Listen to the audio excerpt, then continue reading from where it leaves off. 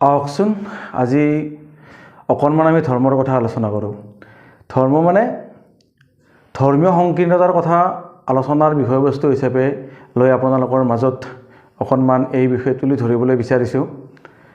এতিয়া ধৰ্মটো এনেকুৱা এটা বস্তু যে ধৰ্মই এখন সমাজৰ বা যিটো এটা সম্প্ৰদায় সেই ধৰ্মটো গ্ৰহণ কৰিব বা সেই ধৰ্মটো চলিব, সেই ধৰ্মটোৰ নিৰ্দিষ্ট কিছুমান নিয়ম নীতিৰ মাজত চলিব আৰু সেই নিয়ম নীতিৰ মাজেৰে ধৰ্মটো আগবাঢ়ে বা ধৰ্মত থকা মানুহখিনি আগবাঢ়ে। এতিয়া কথা হ'ল এই যিখিনি ধৰ্মত থকা মানুহ সেই একেটা নিয়মতে যি অইন এটা ধৰ্মই আগবাঢ়িব সেইটো কোনো কথা নহয়। আচলতে ধৰ্মবিলাকৰ মাজত কিছু সাদৃশ্য আছে আৰু কিছুমানত সাদৃশ্য নাই, কিন্তু বহু ক্ষেত্ৰত মানুহৰ মাজত আলোচিত এটা বিষয় হ'ল ধৰ্মীয় সংকীৰ্ণতা। গতিকে আপোনাৰ লগত আপুনি যিটো ধৰ্মত আছে সেই ধৰ্মটোত অইন এটা ধৰ্মৰ মানুহৰ যদিও মিল নাথাকে, এই ধৰ্মীয় সংকীৰ্ণতাটো আহি পৰে তাৰ মাজতে। এতিয়া ধৰ্মীয় সংকীৰ্ণতাৰ কাৰণে মানুহৰ মাজত যি ভেদাভেদ সেই বিষয়বস্তুটো বেছিকৈ আগবাঢ়ে।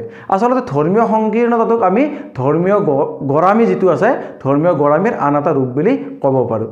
এতিয়া এই ধৰ্মীয় গৰামী বা ধৰ্মীয় যি সংকীৰ্ণতা আছে, ধৰ্মীয় গৰামী বা ধৰ্মীয় সংকীৰ্ণতাৰ কাৰণে সমাজত আচলতে যি বিশৃংখল পৰিস্থিতিৰ সৃষ্টি হয়। আচলতে ধৰ্মটোৰ যেতিয়া মানুহে এটা নিৰ্দিষ্ট ধৰ্মত চলি থাকে বা সেই ধৰ্মটোত মানুহে নিয়ম নীতি পালন কৰি আগবাঢ়ে, নিশ্চয় শৃংখলাবদ্ধভাৱে আগবঢ়াৰ কাৰণে এটা ধৰ্মত মানুহে গৈ থাকে বা ধৰ্মটোৰ নিয়ম নীতি মানি কেনে চলি থাকে। কথা হ'ল আপোনাৰ ধৰ্মৰ লগত অইন এটা ধৰ্মৰ যদিও মিল নাথাকে বা মিল নাথাকিব পাৰে, তথাপি আপুনি তাক বিশৃংখল কৰিব নালাগে।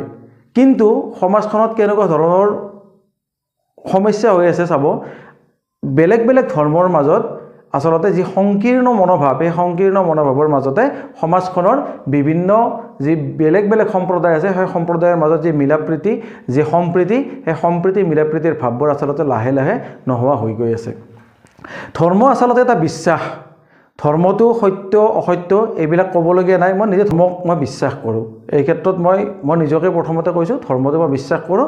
মই এজন আল্লাহ, এজন ঈশ্বৰ আছে, সেইটো মই বিশ্বাস কৰোঁ। কথা হ'ল মই ধৰ্ম মানুহ, এই ধৰ্ম বিশ্বাস কৰোঁ। অকল মই বুলি নহয়, যিসকল মানুহে ধৰ্ম বিশ্বাস কৰে এনেকুৱা এটা বিশ্বাস যে বহুত গভীৰতালৈ যাবলৈ চেষ্টা কৰে। কিন্তু এই ধৰ্মীয় বিশ্বাসটোক আগবাঢ়ি লৈ আপুনি ধৰ্মীয় বিশ্বাসত যেতিয়া গৈ থাকিব, আপোনাৰ এটা নিজস্ব বিষয়বস্তু। আপুনি তাক কেনেদৰে গ্ৰহণ কৰিছে, আপুনি তাক কেনেদৰে মানিছে, সেইটো এটা নিৰ্দিষ্ট বিষয়বস্তু। কিন্তু সেই বিশ্বাসটোৱে আচলতে দুৰ্বল পইণ্ট মানুহৰ হ'ব নালাগে বুলি ভাবোঁ। কেনেকুৱা দুৰ্বল পইণ্ট হ'ব নালাগে চাব, আপোনালোকে যেতিয়া এটা ধৰ্মীয় বিশ্বাসক লৈ কেনে মানুহে আগবাঢ়িব, সেই বিশ্বাসটোক দুৰ্বল পইণ্ট বুলি এইকাৰণে তুলি ধৰা হৈছে, মানুহৰ সেই বিশ্বাসটোৰ আলং লৈ সেই বিশ্বাসক সংকীৰ্ণতালৈকে নিব পাৰে বা সেই বিশ্বাসক গৰামীলৈকে নিয়াটোত উজু হৈ পৰে, যদিহে আপোনাৰ ধৰ্মীয় যিটো বিশ্বাস আছে সেই বিশ্বাসটোত কোনো ভেজাল নাথাকে।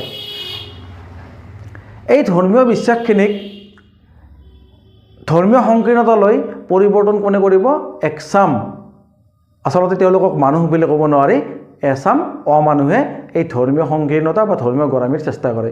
আজিৰ পৰা চাবচোন, আজিৰ পৰা প্ৰায় আপোনালোকে যদি 20 বছৰ আগত, 25 বছৰ আগত যদি আপোনালোকে যদি সেই সমাজখন যদি চাবলৈ চেষ্টা কৰে, তেতিয়া সেই সমাজখনৰ মাজত কিন্তু সম্প্ৰীতিৰ এনাজৰীডাল বান্ধ খাই আছিল। বিশেষকৈ আমাৰ অসমৰ পৰিস্থিতি যদি আপোনালোকে অকণমান দকৈ যদি চাব বিচাৰে, তেতিয়াহ'লে দেখা পাব যে সম্প্ৰীতি, যি বেলেগ বেলেগ জনগোষ্ঠী, বেলেগ বেলেগ ধৰ্মৰ মাজত যিটো সম্প্ৰীতি, সেই সম্প্ৰীতিৰে সমাজখন পৰিচালিত হৈছিল।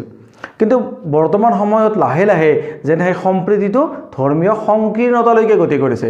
সেইকাৰণে বেলেগ বেলেগ ধৰ্মৰ মাজত যিটো মিলাপ্ৰীতি, সেই মিলাপ্ৰীতিটো লাহে লাহে নোহোৱা হৈ গৈছে। আচলতে ধৰ্মটোক, বিশ্বাসটোক যি একান্তই নিজস্ব বিষয়, ইয়াক আচলতে সম্পূৰ্ণ ব্যক্তিগত পৰ্যায়ত ৰাখিব পৰাটো ভাল কথা। তাক যেতিয়া আপুনি গৰামীলৈ ৰূপান্তৰিত কৰিব, তাক যেতিয়া সেই গৰামীখিনি, ধৰ্মীয় গৰামী কওক বা ধৰ্মীয় যি সংকীৰ্ণতা কওক, তাক যেতিয়া আপুনি যেতিয়া ৰাজনীতিত যেতিয়া তাক প্ৰৱেশ ঘটাব, তাক যেতিয়া ৰাজনৈতিক পৰ্যায়লৈ যেতিয়া লৈ যাব, তেতিয়াহ'লে সমাজত ভাঙনৰ সৃষ্টি হয়।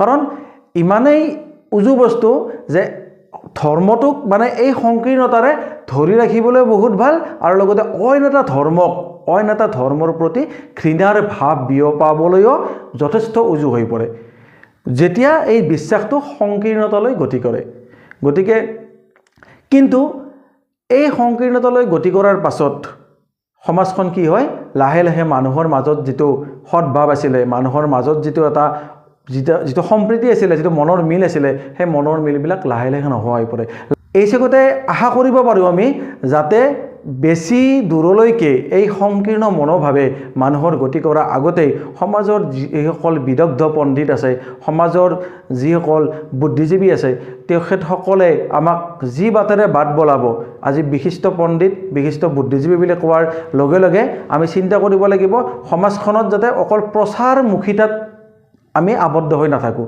আমি প্ৰচাৰমুখিতাৰ পৰাও দূৰত গৈ কেনে আমি যে সমাজৰ আমাৰ যে অভিভাৱক আছে সমাজৰ অভিভাৱক বুলি কওঁতে আপোনালোকে নিশ্চয় নিৰ্দিষ্ট কিছুমান ব্যক্তিৰ কথা আহি পৰে আজি হীৰেণ গোহাঁই ছাৰৰ কথা আহি পৰে নগেন শইকীয়া ছাৰৰ কথা আহি পৰে তেনেকুৱা বিভিন্ন আৰু বহুত ব্যক্তি আছে তে সেইসকল ব্যক্তিৰ যি আমাক এটা ৰাস্তা এটা পথ দেখুৱাব সেই পথত আমি যোৱাৰ চেষ্টা কৰাটো উচিত হ'ব আৰু তেতিয়াহ'লে আমি আমাৰ যি সমাজখন আছে বিশেষকৈ মই অসমৰ প্ৰেক্ষাপটত কৈছোঁ আমাৰ উত্তৰ পূৰ্বাঞ্চলৰ প্ৰেক্ষাপটত কৈছোঁ আমাৰ যি সম্প্ৰীতিৰ সমাজখন এই সম্প্ৰীতিৰ সমাজখন আমি ৰক্ষা কৰিব পাৰিম বহুতেই এতিয়াও চেষ্টা কৰি আছে ভিন ভিন ধৰ্মৰ মানুহে যাতে সেই ধৰ্মীয় বিশ্বাসটোৱে ধৰ্মীয় সংকীৰ্ণতালৈকে পৰিৱৰ্তন নহয় আমি তাক সম্প্ৰীতিৰ মাজত আবদ্ধ কৰি ৰাখিব লাগিব সমাজখন বচাব লাগিব আজি যদি আমি ভাৰতবৰ্ষৰ কথা ক'বলগীয়া হয় তেতিয়াহ'লে ভাৰতবৰ্ষৰ যিটো ডাইভাৰ্চিটি আছে বিশেষকৈ আমাৰ যিটো নৰ্থ ইষ্ট ইণ্ডিয়াৰ যিটো ডাইভাৰ্চিটি আছে